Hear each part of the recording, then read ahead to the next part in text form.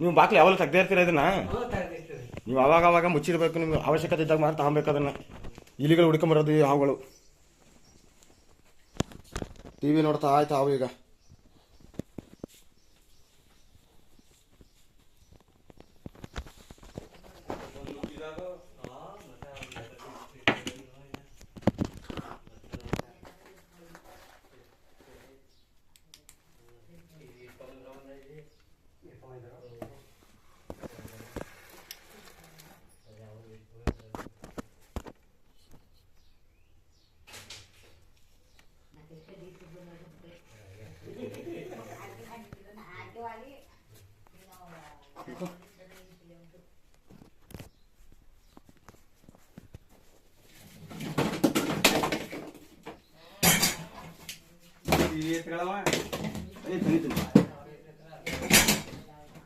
ನೀವು ಟಿವಿ ಎತ್ತಕ್ಕೆ ಹೋಗಿ ಗಾಬ್ರೆ ಇಟ್ಟುಬಿಟ್ಟು ಕಾಯಿ ಕೊಡಿ ಈಚೆ ಜಾಗ ಇಲ್ಲ ಇಲ್ಲ ಇಲ್ಲ.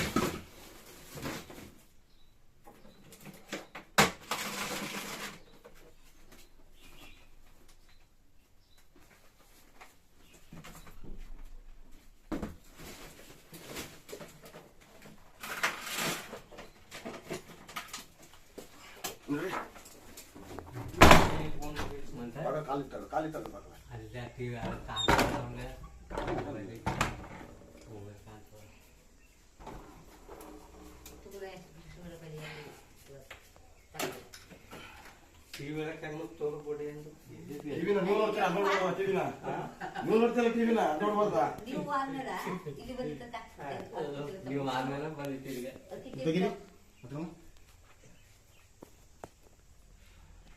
ಟಿವಿನೆಲ್ಲ ಕೊರೆದು ಇಲಿಗಳು ಗೂಡು ಮಾಡ್ಕೊಂಡವ. ಆ ಸ್ಮೆಲ್ಲಿಗೆ ಟಿವಿ ಒಳಗಡೆ ಬಂದಾಯ್ತದ. ಕಾಣಿಸಿದ್ದಾವು ನೋಡಿ.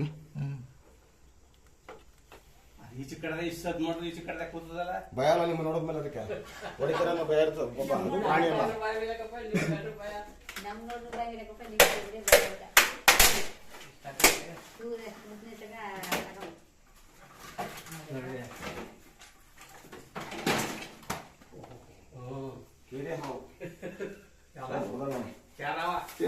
ಒಳ್ಳೆ ಗಂಡ ಚೆನ್ನಾಗಿ ಸಾಕಿದಾರ ಅವ್ರನ್ನ.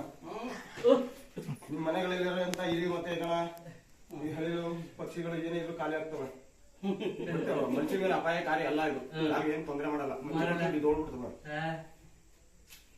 ಮತ್ತೆ ಒಂದು 8 ಅಡಿ ಬರ್ತದೆ. ಅವು ನಿರುಪದ್ರವಿ ಹಾವು, ವಿಷ ಕೂಡ ಇರಲ್ಲ ಇದರಲ್ಲಿ. ಇದಿದ್ರೆ ನಿಮ್ಮ ಆಸುಪಾಸು ಮತ್ತೆ ಜಮೀನುಗಳಲ್ಲಿ ನಿಮ್ಗೆ ಒಳ್ಳೇದು. ರೈತ ಮಿತ್ರ ಹಾವು ಕರಿತೀವಿ ಇದನ್ನ. ಹೌದು, ಅದಕ್ಕೆ ಟಿವಿ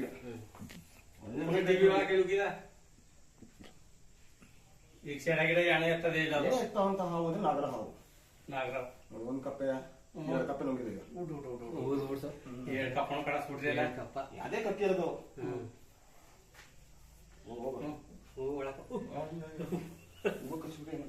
ಪುನಃ ಹೋಯ್ತದ ಒಳಕ್ಕೆ ನುಗ್ಗಲ್ಲ. ಕಾಲ